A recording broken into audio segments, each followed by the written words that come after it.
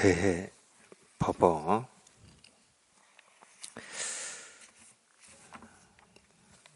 137번째 시간입니다. 제 10권 송고 19 임재 두 번째. 임재 스님의 이 가르침은 임재어록에도 많이 나와 있는데, 이제 그 중에 대종고 선사가 이 두 개를 뽑은 거예요. 자기 식으로 하여튼 두 개를 뽑았습니다. 이제 두 번째가 임재의 무위진이라고 하는 이거를 뽑았는데요. 이게 이제 선문염송 제 617칙에 나오는 내용입니다. 한번 읽겠습니다. 임재가 대중에게 말했다. 하나의 자리 없는 참사람이 있어서, 이 하나의 자리가 없다, 이게 무위입니다. 이 위자가 위치할 때 위자예요. 그러니까 발음이 비슷한데 우리가 또 무의도인이라고도 해요.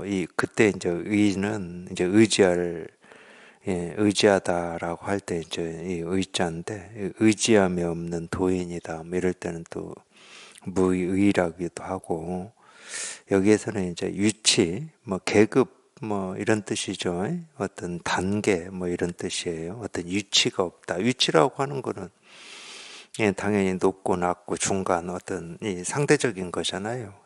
단계고 계급이죠. 근데 여기서는 우리말로 자리가 없다, 이런 식으로 표현했어요. 근데 계급이 없다, 위치가 없다, 단계가 없다, 이 말이나 의지함이 없다라고 하는 말이나 똑같습니다. 의지를 하려면 뭔가 이 대상이 있어야 거기에 우리가 의지를 하잖아요. 우리가 생각에 의지한다 할 때도 이 생각이라고 하는 게 대상이잖아요. 사람에 의지한다, 이럴 때도 이 대상이고. 근데 이 자리가 없다, 위치가 없다, 계급이 없다, 이러면은 의지할 게 없잖아요. 의지하고 싶어도 의지할 수가 없는 거죠. 그러니까 이름의 뜻은 좀 다르지만 알고 보면은 똑같은 걸 얘기하고 있는 겁니다. 무위도인이라고 하든 무위진이라고 하든, 또 우리가 많이 알고 있는 이 하류자, 무위, 유위 할 때 무위다, 이것도 이제 전부 함이 없다, 이것도 이제 우리 본래 마음을 다 얘기하는 이름들이죠. 그러니까 이름이 조금씩 다른데, 이름이 다르다는 말은 뜻이 다르다는 거죠. 뜻이 우리 이 세속에서는 뜻이 다 다른데 똑같은 걸 얘기하고 있습니다. 하나의 자리 없는 참사람, 진인이니까 이제 참사람이라고 그랬어요. 그렇게 해석을 한 겁니다. 우리말로 번역. 하나의 자리 없는 이 참사람이 있어서 늘 여러분의 얼굴에서 출입한다. 얼굴에서 출입한다고 그랬어요. 얼굴에서. 그러니까 눈으로 보고, 코로 냄새를 맡고, 혀로 맛을 느끼고, 귀로 듣고, 우리 생각으로 헤아리고, 이런 얘기예요. 늘 숨을 들이쉬고 내쉬고 이렇게 해도 됩니다. 눈을 깜박이고, 입술을 이렇게 입술은 뭐라고 합니까? 이렇게 움직이는 거를 떨썩떨썩 한다고 합니까? 어쨌든 이렇게 입술을 움직이고 말도 하고 이런 걸 다 얘기하고 있는 거예요. 늘 여러분의 얼굴에서 출입한다. 아직 증거를 확인치 못한 자는 잘 살펴라. 그때 어떤 승려가 나와서 물었다. 무엇이 자리 없는 참사람입니까? 앞에서 다 얘기를 해줬는데, 이러니까 한 대 맞는 거예요. 금방 하나의 자리 없는 참사람이 있어서 늘 여러분 내 얼굴에서 출입한다, 이렇게 다 얘기를 해줬는데 꼭 이렇게 이런 거를 아닌 밤중에 홍두깨라고 그럽니까? 그냥 갑자기 손들고 무엇이 자리 없는 참 사람입니까? 이렇게 물어버리니까 뭐 충분히 이렇게 물을 수는 있죠. 뭐 저도 뭐 이거를 뭐 꼭 그러니까 한 대 맞는다 꼭 그렇게만 얘기하는 건 아닙니다. 얘기를 해줘도 알아듣지를 못하는 건데 아무리 얘기를 뭐 해준다고 자기 스스로 분별이 한번 뚝 부러지지 않으면은 이렇게 얘기를 해주고 있다 이거를 뭐 절대 알아들을 수가 없어요. 뭐 여러분의 얼굴에서 출입한다 뭐 이게 뭔 말인지 뭐 알 수가 없는데 뭐 얼굴에서 뭐 출입을 한다 그러면 뭐 공기가 코를 통해서 들어갔다 나왔다 하고 뭐 말이 이렇게 밖으로 나오고 뭐 음식이 입으로 들어가고 소리가 귀로 들어오고 뭐 이런 거밖에 모르지. 우리가 보고 듣고 느끼고 경험하는 하나하나가 내가 진실로 찾고 있는 이 세계의 실상을 조금도 부족함 없이 다 드러내고 있음이 이렇게 확인이 안 되거든요. 출입하는 뭐 공기나 음식이나 뭐 소리나 뭐 맛이나 뭐 이런 거는 우리가 분별이 되니까 다 알죠. 그래서 우리가 보아서 알고 들어서 알고 뭐 냄새 맡아서 알고 맛봐서 알고 생각해서 안다 이런 말은 다 알아들을 수 있어요. 근데 그렇게 하는 하나하나가 그냥 내가 찾고 구하고 얻고자 하는 이 세계의 실상이다 이러면 이건 알아들을 수가 없죠. 뭐가 실상이다는 거야 이렇게 되는 거죠. 이거는 분별이 안 되니까 뭐 실상이다라고 말은 듣긴 듣는데 아니 뭐를 실상이라고 하는 거지 뭐 이렇게 돼버리는 거예요. 눈에 보이지도 않고 뭐 들리긴 들렸지. 소리가 들렸지. 실상이라는 소리는 들렸지.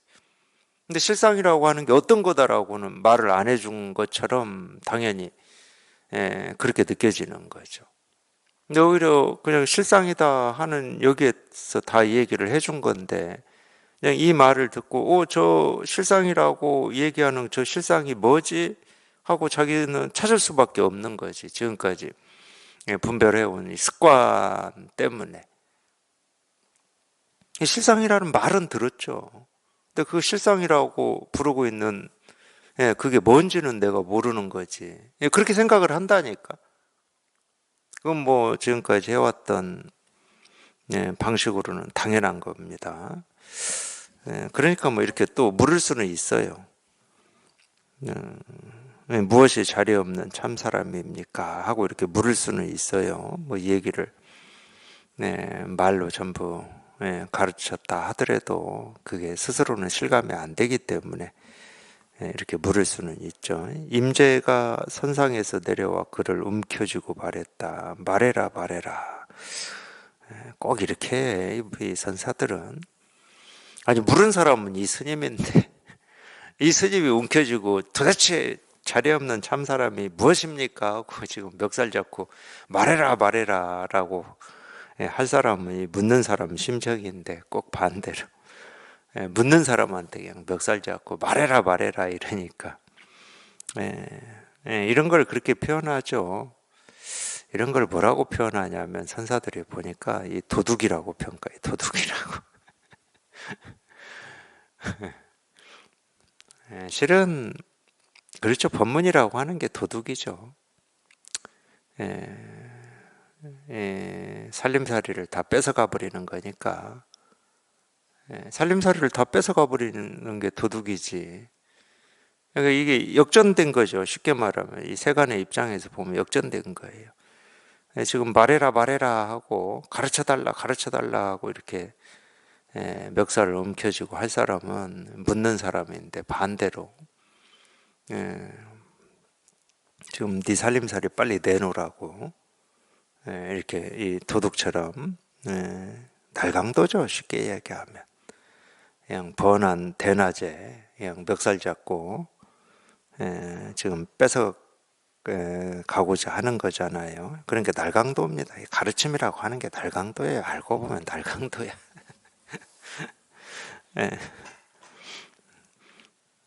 말해라 말해라 이랬어요. 예, 멱살을 움켜쥐고. 예, 그 성녀가 머뭇거리고 있자. 생각이 있으면 머뭇거려지죠. 아, 내가 말해라고 했는데 오히려 지가 내 멱살 잡고 말해라고 그러면 이게 지금 무슨 상황이야 하고, 예, 이렇게 생각이, 예, 그런 식으로, 예, 머뭇거려지죠. 그걸 머뭇거린다고 하는 겁니다.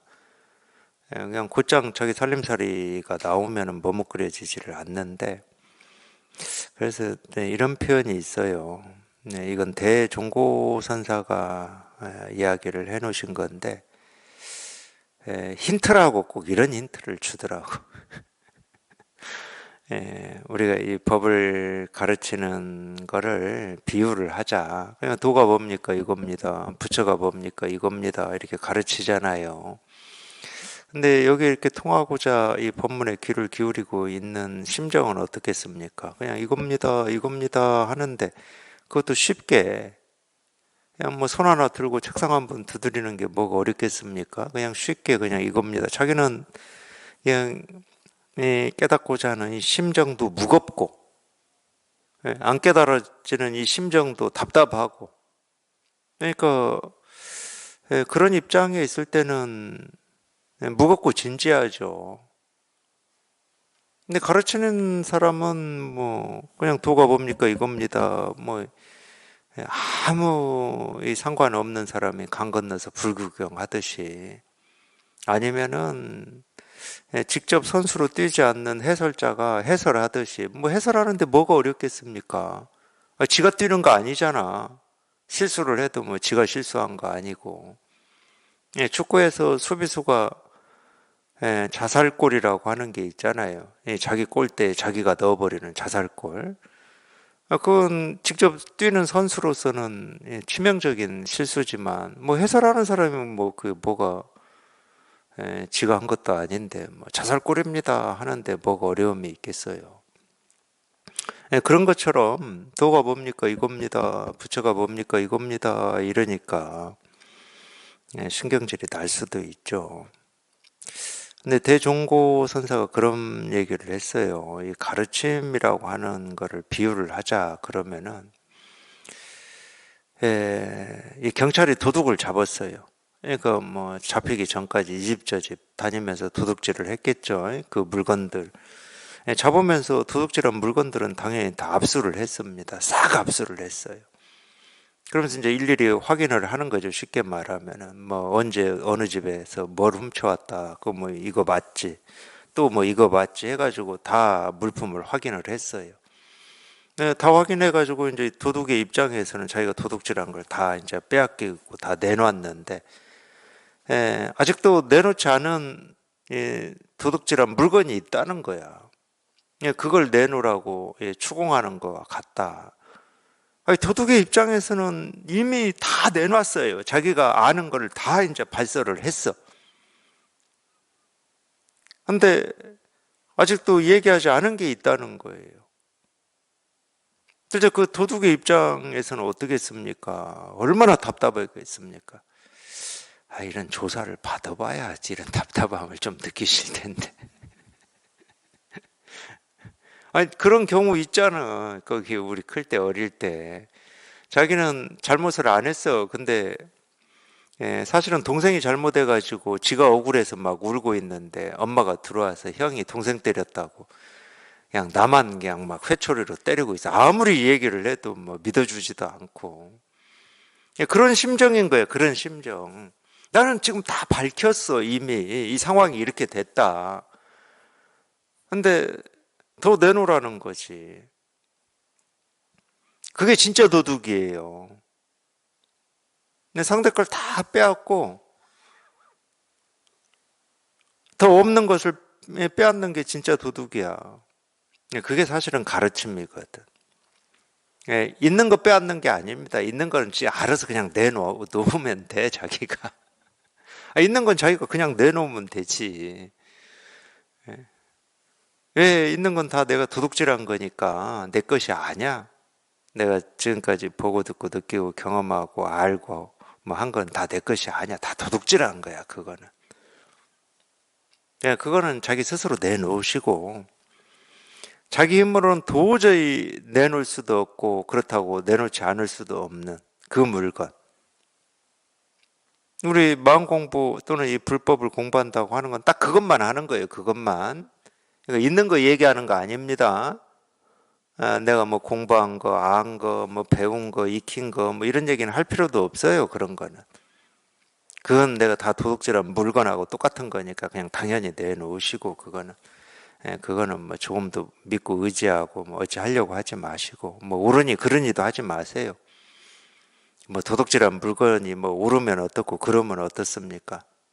압수할 때는 그냥 뭐 옳은지 그른지 안 따집니다. 도둑질한 물건이냐 아니냐만 따지는 거예요. 차원이 다른 겁니다. 이게 내 생각이냐 아니냐도 중요한 게 아니야. 그냥 오로지 내놓을 수 없는 그것만 얘기하는 거예요. 그것만. 그냥 내 힘으로는 어찌할 수 없는 거. 있다고 할 수도 없고 없다고 할 수도 없고. 근데 없다고 할 수 없는 이유는 하나밖에 없어. 지금 이거를 내놓지 않았기 때문에 내가 뭔가 답답하고 어떤 힘이 들어. 그것 때문에 없다고 할 수가 없는 거예요. 그렇다고 도둑질한 물건처럼 무슨 모습이 있거나 뭐 말로 설명드릴 수 있는 어떤 거냐, 그거는 아니야. 그러니까 힘들지. 손댈 수가 없고 어찌 할 수가 없으니까 그냥 있다 그러면 그냥 속에서 딱 꺼내서 주워버렸으면 좋겠는데, 그냥 속에서 꺼내서 주려고 하면 할수록 이 손에 잡히지가 않으니까 더 힘들어. 자기 스스로도 뭐 그런 답답하고 그 뭐 이렇게 이 막연한 이 시간을 이렇게 길게 가지고 싶지가 않아. 그냥 단박에 그냥 꺼내서 주워버리고 싶지. 그게 뭐 옥이든 진주든 뭐 다이아몬드든 금이다 하더라도 그냥 꺼내서 주워버렸으면 속 시원할 것 같아요. 옛말에도 그런 말이 있잖아요. 그냥 속을 까서 보여줄 수만 있으면 까서 보여주겠다고. 그런 심정이라니까. 자꾸 그걸 내놓으라고 하니까 나는 잘못한 것도 없는데 동생 울었다는 이유 하나만으로 네가 뭔 잘못을 했냐고. 엄마가 그러고 갔더니 이제 일하고 퇴근한 아빠까지 와가지고 계속 네가 뭐 잘못했는지 추궁하고 종아리를 때리고 뭐 이런다고 생각해 보세요. 정말로 억울하지 정말. 가르침이라고 하는 게 그런 거하고 똑같아요. 이제 그런 불편을 좀 마주하고 싶지 않은 뭐 분들도 있어요. 그러니까 이런 공부가 좀 불편하다 이렇게 해서 조금 이렇게 거리를 두고 멀리하는 경우도 있죠. 뭐 어쩔 수 없습니다. 뭐 불편한데 어쩌겠습니까? 이제 그런 분들은 이제 아무래도 어떤 설명이라고 해야 됩니까? 이해가 되고 뭔가 이렇게 설명으로 납득이 되고 그런 거구나. 뭐 이런 공부가 좋겠죠. 그런 분들은. 그러니까 자기가 가지고 있는 이 물건을 내놓는 것보다도 자꾸 자기가 갖지 못한 더 좋은 물건을 자기 안에 쌓는 공부를 하신다고 해야 되나요? 뭐 그러시겠죠 아마. 뭐 그럴 수밖에 없잖아요. 그러니까 뭐 다 그것도 인연인데, 그러니까 웬만큼 목이 말라가지고 할 수 있겠습니까 이거를? 없는 걸 자꾸 내놓으라고 하는데 웬만큼 목이 마르지 않으면은 참 귀찮을 것 같아요. 제 생각으로도. 안 귀찮겠습니까? 자꾸 내놓으라고 하고 막.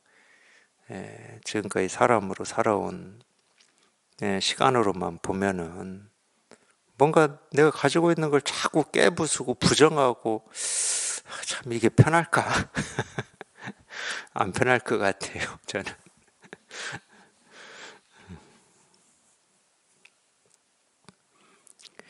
임재가 선상에서 내려와 그를 움켜쥐고 말했다. 말해라 말해라. 그 승려가 머뭇거리고 있자 임재는 그를 탁 놓아버리고는 말했다. 자리 없는 참 사람이라니 무슨 똥 닦는 막대기냐.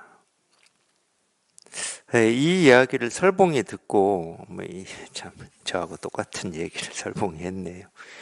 이 이야기를 설봉이 듣고 말했다. 임재는 꼭 대낮에 날강도 같다. 저도 그렇게 느껴졌어요.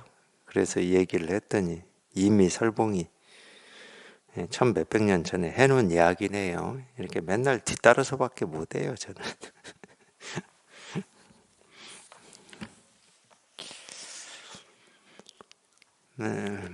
자리 없는 참사람이라니 무슨 똥 닦는 막대기냐.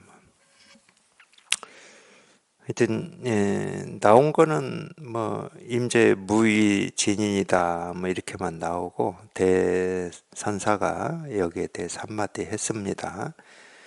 고집센 외굴수 시골 승려가 눈을 크게 뜨고서 꿈을 꾸는구나. 비록 쥐를 뒤쫓긴 했으나 한방망이 치자 기름 항아리만 깨고 말았네. 이거는 이제 임재의 어떤 이 가르침, 이 묻는 스님하고 임재의 가르침에 대한 대선사가 보는 눈입니다. 지금 이 이야기를 대선사는 이렇게 보고 있는 거예요. 이렇게 고집센 외골수 시골 승려가 시골이라고 그랬는데 뭐 우리가 시골이다 도시다 이제 이런 표현을 쓸 때는 촌뜨기다 이런 말이잖아요. 촌뜨기다. 촌뜨기다고 그럴 때는 뭐 순수하고 순박하다 이런 뜻은 아닙니다. 그런 좋은 뜻으로 촌뜨기라고 하진 않아요. 자기가 지금까지 촌에 이 좁은 데 살면서 보고 듣고 느끼고 경험한 거 말고는 이 넓고 그 밖에 있는 이건 모르는 사람이다 그럴 때 우리가 촌뜨기라고 그러잖아요. 물정을 모른다. 물정이라는 말도 사투리인가? 하여튼 저는 어른들한테 그렇게 많이 들었어요. 특히 저희 어머니 참 물정을 모른다고.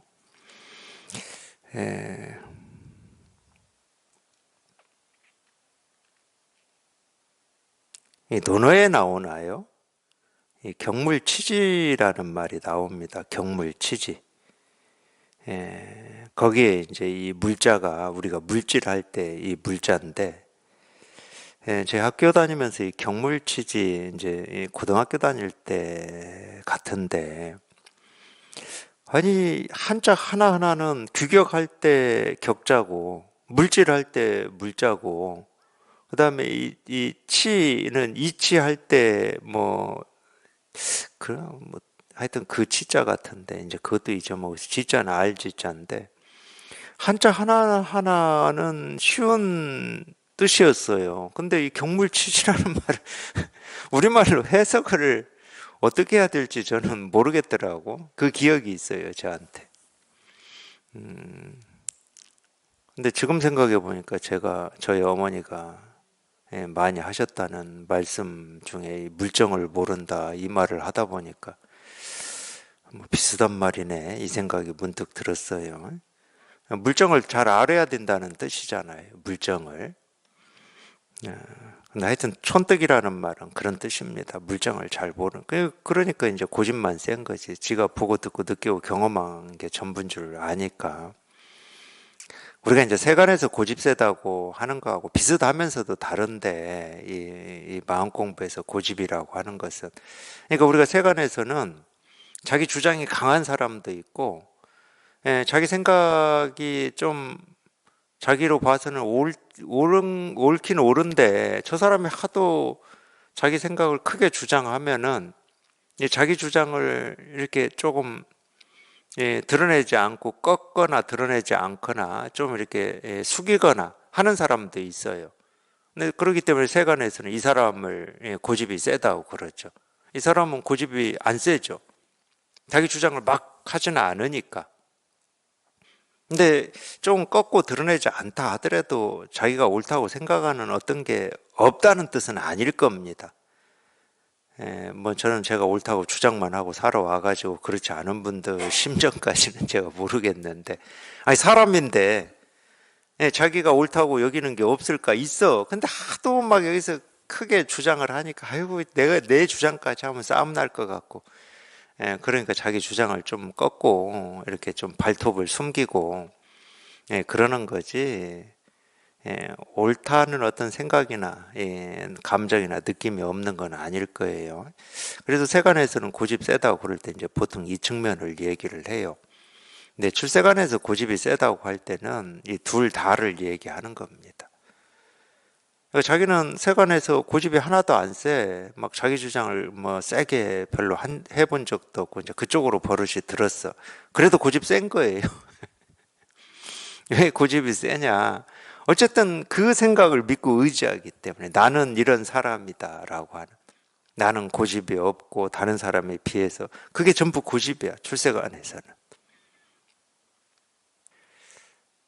근데 여기에서는 왜 대종고선사가 이 묻는 스님에 대해서 고집이 세다고 그랬냐, 왜 이 시골뜨기라고 했냐, 외골수라고 했냐, 그건 아까 제가 얘기했던 것 때문에 그렇습니다. 방금 다 얘기해 줬어요. 하나의 자리 없는 참사람이 있어서 늘 여러분의 얼굴에서 출입한다. 이렇게 다 얘기를 해줬어. 얘기를 해줬는데도 남의 한 얘기는 그냥 귓전으로 흘러버리고 그냥 자기 생각만, 지금 자기 주장만 있는 거야. 자리 없는 참사람이 무엇입니까 하고. 근데 세간의 입장에서 볼 때는 이 정당한 질문이죠. 근데 그렇지 않습니다. 다 가르쳐 줬는데 무엇냐고 묻는 거는 뭐라고 하죠? 우리 세간에서도 그렇잖아요. 금방 다 얘기를 해줬는데 저 혼자 딴 생각하고 있다가 뭐라고요? 이러는 사람 있잖아요. 그럼 한 대 딱 때려주고 싶지 않습니까? 실컷 다 얘기를 해줬어. 그랬더니 이제 나갔다 들어와서 된 게 아무것도 없어서 물어보면은 못 들었다고 그러죠. 못 들었다고 그래. 한 대 딱 때려주고 싶지. 지금 임재 심정이 그거라니까. 그냥 한 대 딱 때려주고 싶은 거예요. 고집센 외골수 시골 승려가 눈을 크게 뜨고서, 근데 눈은 크게 뜨고 있어. 열심히 들으려고는 하고 있어 지금. 참 이러니 때릴 수만은 없고, 아예 들을 마음도 없고 그냥 뭐 지 하고자 하는 일만 하면서 그냥 한 귀로 듣고 한 귀로 흘러버리면은 이렇게 얘기를 않는데, 어쨌든 나름 이렇게 이 깨닫고자 하는 뜻과 원을 가지고 집중을 해서 듣고 있어요. 눈 크게 뜨고 듣고 있다니까. 더 진짜 그러니까 이게 정말로 칼 물고 뛸 일이에요. 그거는 지금 법문 들으면서 여기에 통하고자 지금 그런 간절함이 있는 분들도 마찬가지고 저도 마찬가지예요. 정말 칼 물고 이렇게 뛸 일이라니까. 아예 관심이 없다고 그러면은 뭐 저도 이런 얘기 할 이유가 없잖아. 근데 관심은 있고 여기 통하고자 하는 뜻은 그냥 눈빛으로 그냥 형형하게 이렇게 반짝이야. 근데 그렇게 눈 크게 뜨고 꿈을 꾸고 있어. 참 죽을 일이야. 참 이거 어찌해야 돼 이거. 이렇게 다 가르쳐 주고 있는데 엉뚱한 생각 속에 있다고. 도가 뭡니까? 이겁니다. 부처가 뭡니까? 이겁니다 하고 다 이렇게 가르쳐 주고 있는데 이게 둘 다 죽을 일이야. 둘 다 죽을 일. 가르치는 사람도 듣는 사람도 둘 다 죽을 일이야. 둘 다 어찌 할 수가 없네. 저도 어찌 할 수가 없고 배우는 분도 어찌 할 수가 없고, 비록 쥐를 뒤쫓긴 했으나 한 방망이 치자 기름 항아리만 깨고 말았네. 쥐를 뒤쫓았다. 그러니까 이걸 이렇게 쥐에 비유한 게 이렇게 있더라고요. 우리 선어록에 보면은 이 쥐 이야기도 대선사도 했습니다. 쥐 이야기를 어떻게 했냐면은 쥐가 쇳불에 들어가 가지고 오도가도 못하게 꼼짝없이 갇힌 이제 이 금강권 율곡봉 뭐 은산철벽이라고 하는 거를 쥐를 가지고 얘기를 했어요. 쇳불이라고 그랬잖아요. 물소. 우리나라는 이 물소가 없는데 특히 이제 저기 아시아 남방 이쪽에 영화나 이런 걸 보면은 우리 같이 이렇게 논 쟁기질을 할 때 소 가지고 하잖아요. 근데 그쪽 소는 뿔이 이렇게 크더라고요. 우리 한우는 뿔 안 커요. 제가 농촌에서 자랐기 때문에 압니다. 초등학교 다닐 때는 학교 갔다 오면 꼭 이 소 끌고 소 이렇게 풀 먹인다고 해야 되나요? 그러고 다녔기 때문에 이 뿔을 이렇게 안 커. 쥐덫으로 쓸 수가 없어요. 쥐가 만약에 거기에 먹이를 넣어놨다 그러면 먹이만 먹고 나가버릴 겁니다. 우리나라 이 소 뿔로는. 근데 이제 중국 남쪽이나 그 밑에 동남아시아라고 해야 되나요? 그쪽은 제가 기억이 그래요. 제가 뭐 영화인지 뭐 다큐멘터리인지 이런 건 모르겠지만 본 기억으로 보면은 이 소뿔이 이렇게 이게 좀 커요. 좀 휘어져 있고 반듯하지가 않습니다. 우리 한우는 반듯하잖아요, 그냥. 그 휘어져 있는 이 소뿔의 안을 파내고 그게 갈수록 이렇게 좁아지니까 그걸 쥐덫으로 썼다고 그래요. 쥐덫을 쥐 잡는 용도로 썼다고 그러는데 이 소뿔 맨 안쪽에 쥐가 좋아하는 뭐 고기 이런 거를 이렇게 넣어 놓으면 이 쥐라는 놈이 아시겠지만 쥐라는 놈은 이 경계심이 엄청 강한 동물입니다. 먹이가 있다고 뭐 바로 덤벼들고 이러지는 않아요. 그래 뭐 어쨌든 먹이 사슬에서 약체니까 그러겠죠. 쥐라는 놈이 쉽게 그 안으로 들어가겠습니까? 근데 배가 엄청 고파야 돼. 근데 배가 엄청 고픈데 막 냄새만 솔솔 풍겨. 그러니까 어쩔 수 없이 이 이성보다도 이제 이 배고픔이라고 하는 어떤 갈망 이게 이제 몸을 움직이게 하는 거지. 그래서 그 냄새만 맡고 그냥 그게 솥불인지 아닌지도 모르고 솥불 속으로 이렇게 기어 들어가는 거예요. 기어 들어가다 보면은 점점 좁아지니까 이제 몸이 딱 끼어가지고 앞으로도 못 가고 뒤로도 못 가고 거기에 이제 끼어서 잡히는 건데 죽는 거죠. 그러니까 이 쥐라는 놈이 죽어야 된다. 이거를 이제 이 대선사가 이제 은산철벽 금강권 뭐 이런 얘기를 했어요. 그러니까 이 쥐라고 하는 것은 이 중생의 분별망상을 이야기를 하는 겁니다. 분별망상이 죽어야 된다.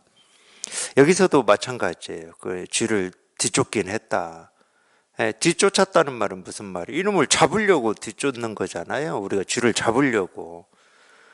쥐를 잡으려고. 그러니까 이제 이 스님 얘기에 지금 이 시골뜨기라고 표현했던 이 스님.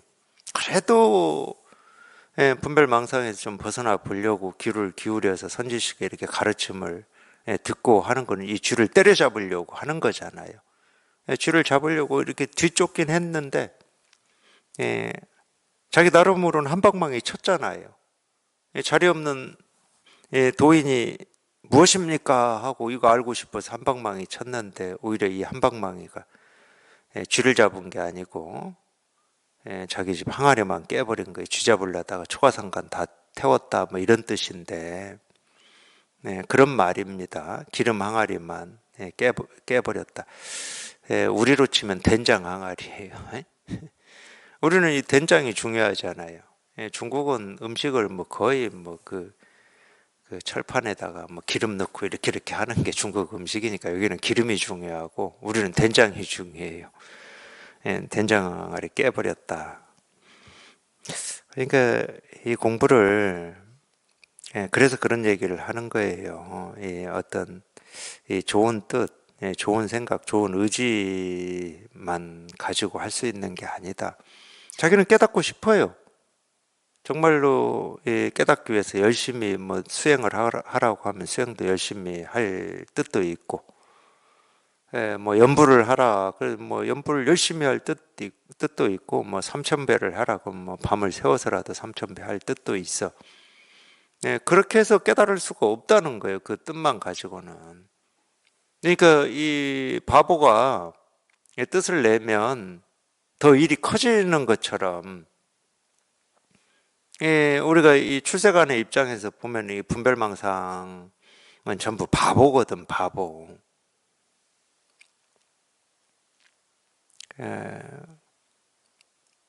이 뜻이 사실은 이제 이 바른 가르침하고 이렇게 맞아야 됩니다.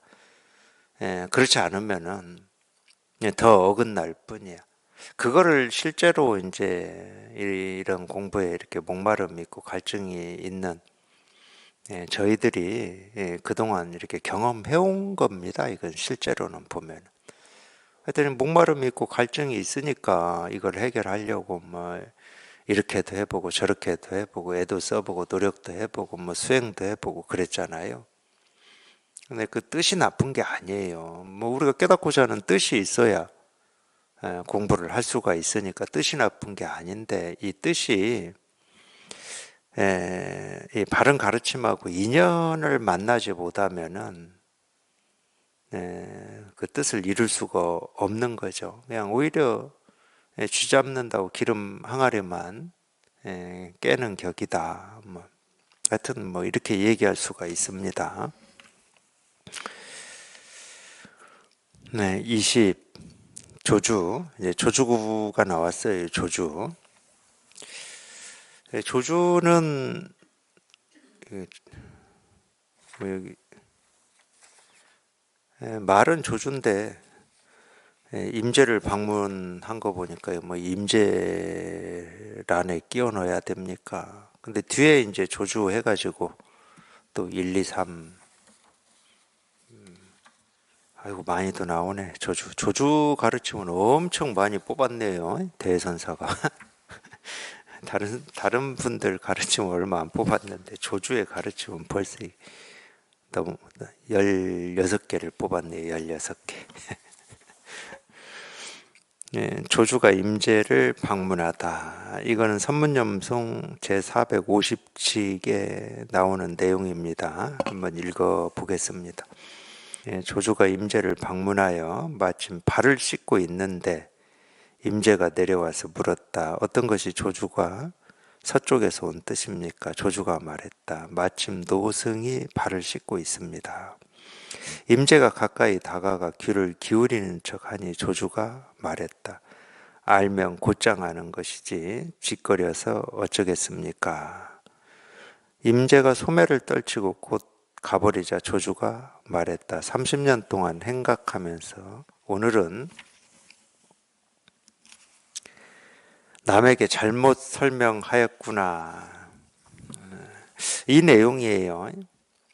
근데 뭐 이 내용도 있었고 제가 이제 체험하고 이런 어떤 이런 가르침이죠. 선어로 이런 거를 볼 때 이 내용 말고 조주가 임재를 방문했을 때 이 앞에 부분은 똑같거든요.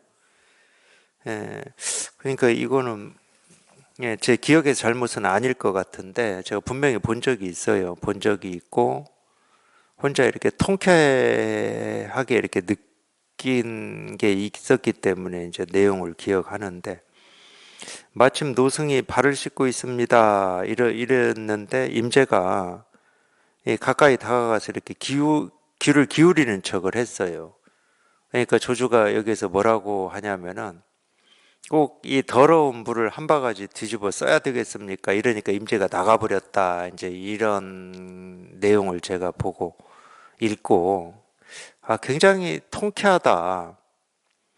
내용으로만 보면 발을 씻고 있고 알고 보면 발 씻은 물이 뭐 깨끗하다고 할 수는 없죠, 우리. 뭐 자기 발 씻은 물에 얼굴 씻는 사람은 없을 거잖아요. 그러니까 내용으로만 보면 발 씻은 더러운 물을 또 뒤집어 써야 되겠느냐 뭐 이런 내용인데 우리가 이 체험을 하고 그런 걸 읽어보면은 한번 제가 읽어 드릴게요. 조주가 임재를 방문하여 마침 발을 씻고 있었다는 거예요. 발을 씻고 있는데 임재가 내려와서 어떤 것이 조주가 서쪽에서 온 뜻입니까? 뭐 조주라고 했든 뭐 조사라고 했든 다 똑같아요. 이제 이미 뭐 조주가 서쪽에서 온 뜻이냐, 뭐 달마가 서쪽에서 온 뜻이냐, 뭐 누가 서쪽에서 온 뜻이냐, 뭐 이럴 때는 이미 이제 법을 묻고 도를 묻고 깨달음을 묻는 겁니다. 이미 그렇게 돼 버렸어요. 뭐 이미 그렇게 돼 버렸다는 말이 꼭 옳은 말은 아니지만 어쨌든 뭐 달마가 서쪽에서 온 뜻이다. 그거는 뭐 다른 뜻을 얘기하는 거는 전부 우리가 분별해서 아는 거고, 우리 이 불법에서만 보면은 우리가 뭐 그렇게 얘기하듯이 누구나 다 가지고 있는 이 마음 하나, 뭐 전하러 왔다 이건데 누구나 가지고 있는 마음이면 어떻게 전합니까? 전한다라고 하는 것은 나한테 없는 거를 있는 사람이 줄 때 이렇게 전해지는 건데, 하여튼 뭐 그 얘기는 이제 나중에 하고, 어쨌든 이제 이 법을 얘기하는 겁니다. 법을. 조주의 법이 뭐냐 이랬을 때는 도가 뭡니까 하고 물은 거하고 똑같아요. 조주한테 임재가 그렇게 물은 겁니다. 물론 이제 우리가 학렬로만 보면 이 조주는 남전보원의 제자예요. 남전보원은 누구하고 사형사제냐면은 이 백장회라고 하는 선사하고 사형사제입니다. 이 동문이에요, 동문. 임재는 백장의 제자인 황벽의 제자거든요. 그러니까 조주가 보면은 뭐라고 얘기를 해야 되냐면은 큰 할아버지든지 작은 할아버지든지, 백장이 자기 할아버지니까 임재 입장에서는 조주는 뭐 큰 할아버지나 작은 할아버지 정도 돼요. 그러니까 조주의 법이 뭡니까? 이렇게 물은 거하고 똑같아요. 이 도를 물은 겁니다. 근데 조주가 뭐라고 그러냐?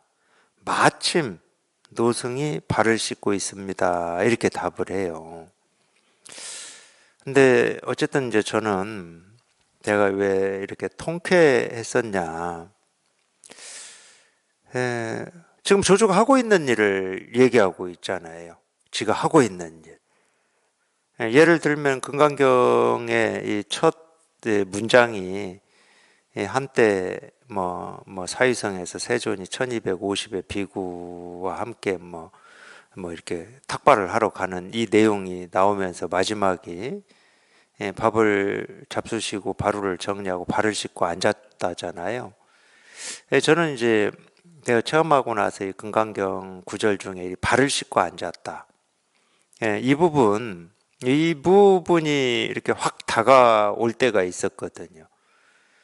그렇게 다가올 때가 있었어요. 발을 씻고 앉았다. 그 전에는 그냥 발을 씻고 앉았다 하고 그냥 뭐 이제 다음 얘기 뭐 이랬는데, 발을 씻고 앉았다 이 부분이 확 다가오더라고요. 발을 씻고 앉았다가 그냥 이거더라고. 이거를 그냥 뭐 우리가 흔히 얘기하는 뭐 일체 유심존이 색즉 시공이니 공즉 시색이니 뭐 마음이니 도니 깨달음이니 이런 말 한마디 안 하고 그냥 우리가 일상으로 하는 그 행위 하나로 이 법을 다 드러내고 다 가르치고 있는 이게 저는 통쾌하더라고요. 근데 그걸 알아본 사람은 수보리밖에 없었어. 그러니까 수보리가 발을 씻고 앉았다 이 다음에 수보리가 대중 속에서 일어나서 한마디 하거든요. 희유하십니다 세존이시여 이렇게 하거든. 그러니까 이 수보리가 희유하십니다 세존이시여 하는 이 한마디가 이 발을 씻고 앉았다가 확 다가올 때 같이 다가오더라고. 그냥 세존이기 때문에 희유하다 이렇게 생각하고 넘어갈 수도 있는데, 희유하십니다 세존이시여 이러는 거, 이 말이 정말로 그냥 그게 제 심정이 이입이 된 거죠.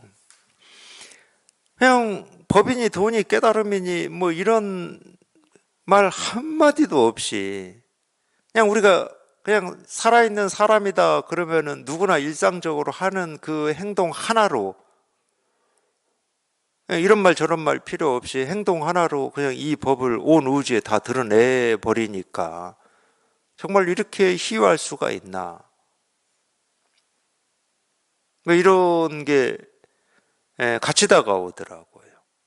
이제 그렇기 때문에 조주의 스님의 이 답이, 그러니까 도가 뭡니까? 이렇게 물었어요. 아니, 우리 그런 질문 받을 수 있잖아요. 뭐 어디 선원에 나가서 뭐 이 불법을 공부하고 있다, 또는 뭐 선을 공부하고 있다, 뭐 이러면은 도가 뭡니까? 부처가 뭡니까? 도가 뭔데? 깨달음이라고 하는 게 어떤 건데? 이런 질문 받을 수 있을 거 아니에요.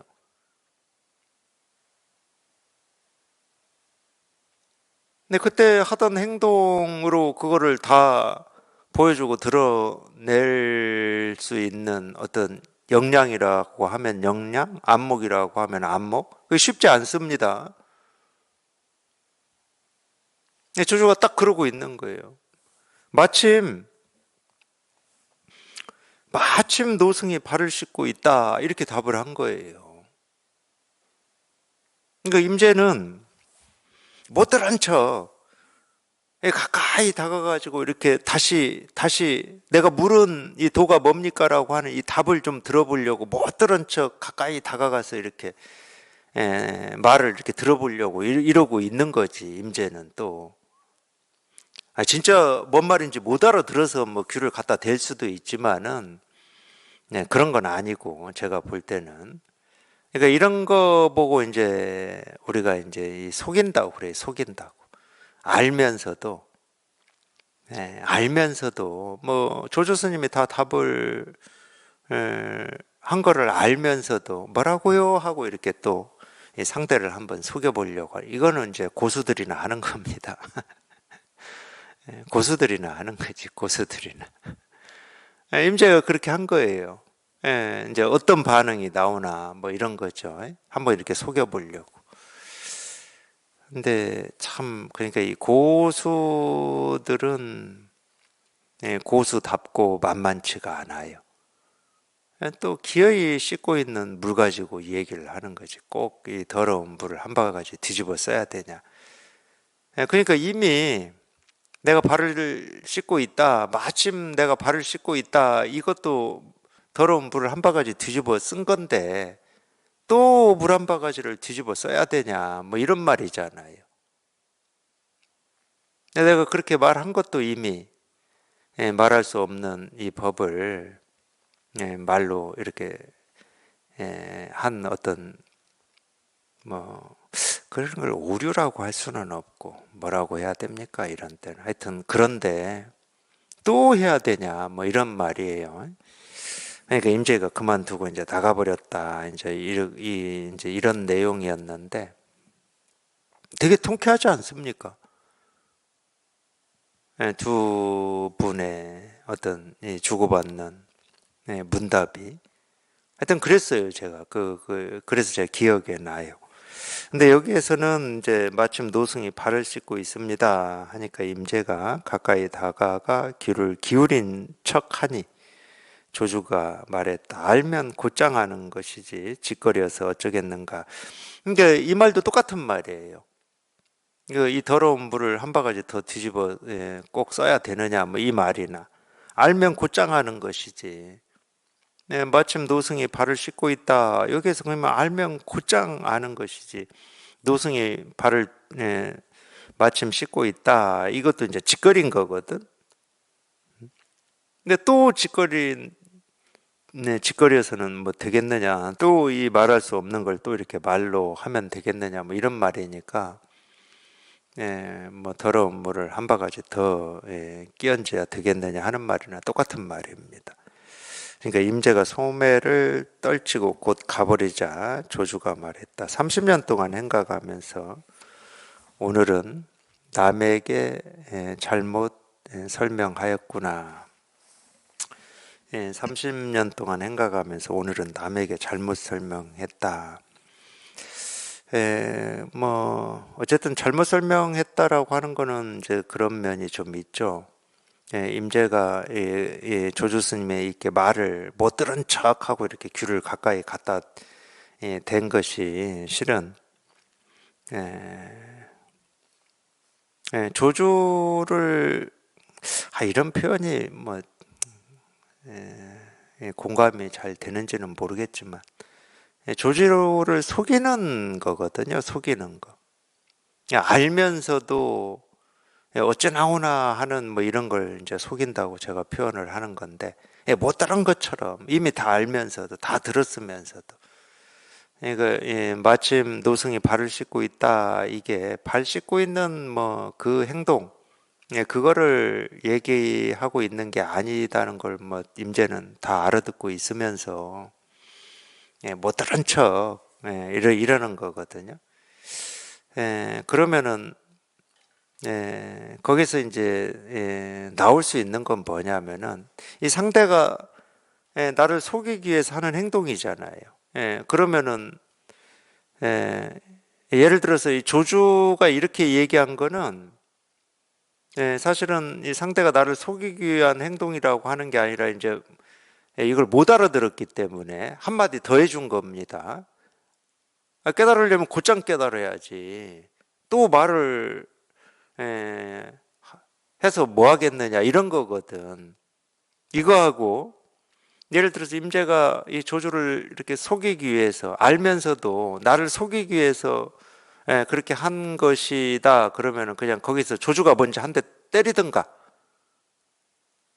이러면은 속은 게 아니죠. 그러니까 이건 조주가 속은 거예요. 쉽게 얘기하면 이 말을 임재가 못 알아듣고 있구나 이렇게 속은 거죠. 그러니까 한마디 더 해준 겁니다. 더 이렇게 가르쳐 준 거예요. 깨달으려면 곧장 깨달아야지. 아까 그냥 마침 노승이 발을 씻고 있다. 여기에서 곧장 깨달아야지. 두 마디, 세 마디 하게 하면 어쩌겠느냐. 뭐 이렇게 얘기한 건 한 번 더 가르친 거예요. 상황이 그렇다는 겁니다. 상황이.